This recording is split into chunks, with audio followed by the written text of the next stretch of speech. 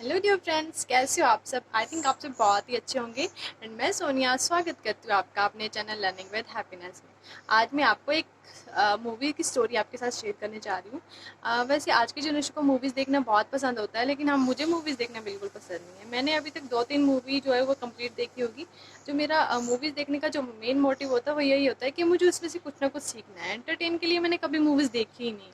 तो आज मैं आपको जो स्टोरी सुनाने जा रही हूँ उसके पीछे जो मॉरल वैल्यू है वो ये है कि जो बुजुर्ग होते हैं, हमारे दादा दादी नाना नानी होते हैं, उनका हमारी लाइफ में कितना इंपॉर्टेंट रोल होता है। ये स्टोरी में है, मतलब मूवी की कुछ हिस्सा मैंने लिया हुआ उसमें से। और उनका फील हमें तभी होता है जब हमारे साथ ना हो, वो हमारे लिए इतना कुछ कर रहे होते हैं, लेकिन उनके चले जाने के बाद उनकी कमी हमें महसूस होती है। तो अब मैं शुरू करती हूँ। उनमें एक मैं जो करेक्टर्स हैं उनके नाम खुद भी खुद ऐसे ही रख लेंगे आपको समझाने के लिए। आई थिंक आपको अच्छे से समझ आ जाएगी। ठीक है। एक शालू होती है। वो अपनी फैमिली के साथ, अपने पति के साथ, अपने 2 बच्चों के साथ मुंबई रहती है। बहुत अच्छी सी उसकी जॉब लगी होती है, उनके हस्बैंड भी अच्छी सी जॉब में करते हैं। घर का मतलब स्थिति बहुत अच्छी थी।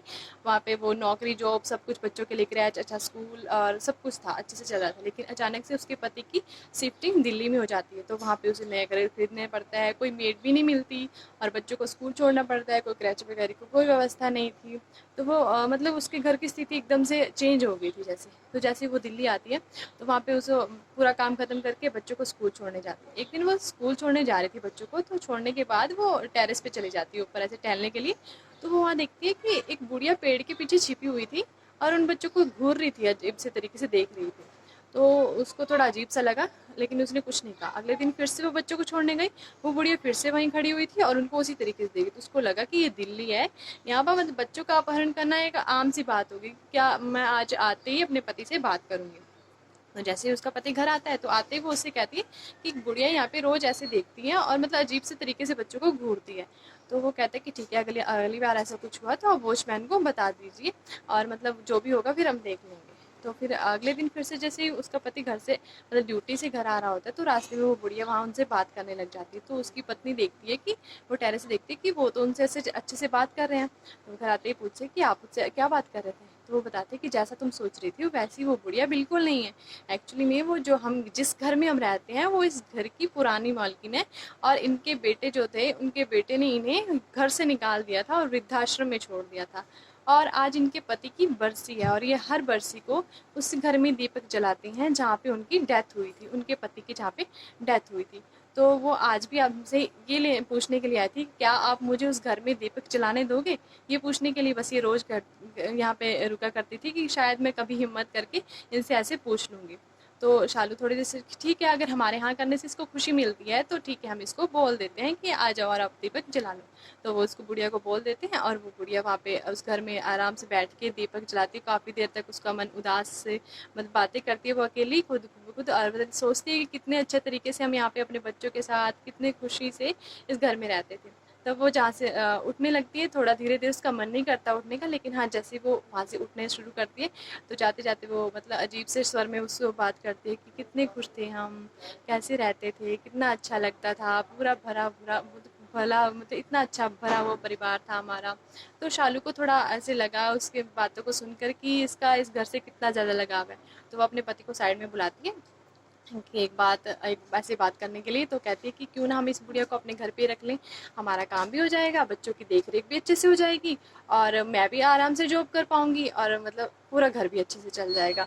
और फिर वो उसका पति बोलता है कि अगर इसने फिर से इस घर पे अपना मतलब हक जमाना शुरू कर दिया तो क्या करेंगे। कहते तो फिर हम बाहर निकाल लेंगे इसको इस घर से। कहते अच्छा। कहते ठीक है, वो मान जाते हैं दोनों और उस बुढ़िया को बोल देते हैं कि अगर आप यहाँ पे रहना चाहते हो तो आप रह सकते हो आराम से। तो बुढ़िया को लगता है कि जब मेरे बेटे ने मुझे यहाँ नहीं रहने दिया, उन्होंने मुझे यहाँ से निकाल के वृद्धाश्रम में छोड़ दिया, तो इनका भी कुछ ना कुछ स्वार्थ तो जरूर छिपा हुआ होगा। क्योंकि आज के टाइम में कोई भी व्यक्ति किसी की हेल्प बिना स्वार्थ के नहीं कर सकता। तो उसे लगता है कि चलो कोई बात नहीं, लेकिन उसका उस घर से लगाव बहुत ज़्यादा था। तो उसे लगा कि कोई बात नहीं, मैं कर लूँगी जितना भी होगा, लेकिन मुझे इस घर में रहना है। वो रह लेती है वहाँ पे। और फिर कुछ दिन बाद वो बुढ़िया बच्चों का इतने अच्छे से ख्याल रखने लग गई, उनको स्कूल छोड़ना, उनका टिफिन पैक करना। अब सालू भी आराम से जॉब करने लग गई और जो उनका बेटा था वो भी आराम टेंशन फ्री होकर घर का ख्याल भी अच्छे से रखने लग गई, खाना पीना बच्चों का ख्याल। और बच्चे भी उस बूढ़े से बहुत ज़्यादा घुल मिल गए थे। तो शालू को ऐसे देख कर मतलब उसको भी अच्छा, उसको बिल्कुल टेंशन नहीं होती थी घर की कि मुझे वो करना है वो करना, सारा काम बुढ़िया अच्छे से कर देती थी। तो वो एक दिन शालू का बर्थडे था, तो घर पे जैसे आई, तो शालू अपने परिवार के साथ डिस्कस करते कि अभी हम पार्टी करने के लिए होटल में जाएंगे और अच्छी सी पार्टी करेंगे बर्थडे मनाने के लिए। तो फिर जैसे वो घर आती है, उस बुढ़िया ने और उन बच्चों ने मिलकर इतने अच्छे से पूरे घर को सजाया हुआ था, जैसे मतलब होटल से भी अच्छा उनको वहाँ पे लग रहा था। तो तभी जैसे वो देख के वो हैरान रह गई कि किस तरह से इतनी अच्छी तैयारी कर रखी है।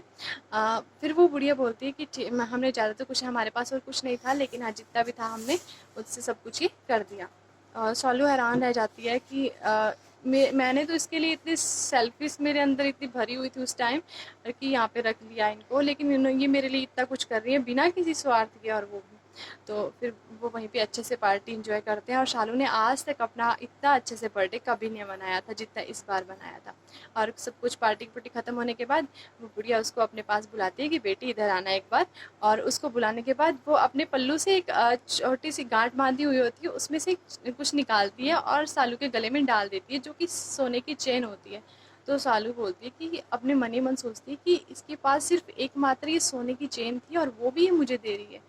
कितना मतलब उसके अंदर ये इतनी कैसे हो सकता है कोई। तो वो कहती है कि बोल देती है कि नहीं मैं इसको नहीं रख सकती, आपके पास ये एक ही है तो मुझे नहीं चाहिए ये। कहते नहीं, ये समझ लो कि एक माँ एक बेटी को ये दे रही है। और वो जो शालू होती है वो भी गदगद हो जाती है और अब उस गुड़िया को अपने गले से लगा लेती है, और इस तरह से वो उससे मिलती है जैसे एक बेटी अपनी माँ से बहुत सालों बाद बिछड़ कर मिल रही हो।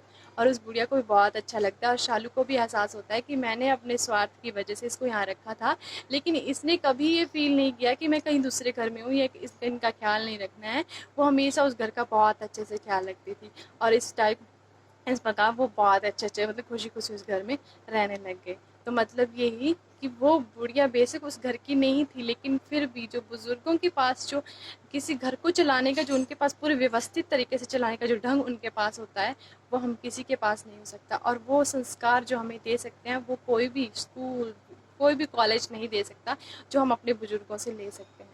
तो हाँ, और बिना स्वार्थ के, बिना किसी उनका कोई उसके पीछे कोई स्वार्थ नहीं था, फिर भी उन्होंने इतनी अच्छे मतलब पूरे घर को संभाला था। तो हाँ, पता चला ना कि बुजुर्गों का हमारी लाइफ में कितना इंपॉर्टेंट रोल होता है। वो हमारे लिए इतना कुछ कर रहे होते हैं कि हमें कभी फील नहीं होता, ना ही वो हमें कभी फील होने देते हैं, लेकिन हाँ हमें बहुत कुछ सिखा देते हैं। आई थिंक आपको भी अपने बुजुर्गों का बहुत ख्याल रखना होगा। बहुत किस्मत वाले लोग होते हैं जिनको दादा दादी नाना नानी का प्यार मिला हुआ होता है। ठीक है, और उनका हमेशा ख्याल रखिए। Thank you, bye bye, take care.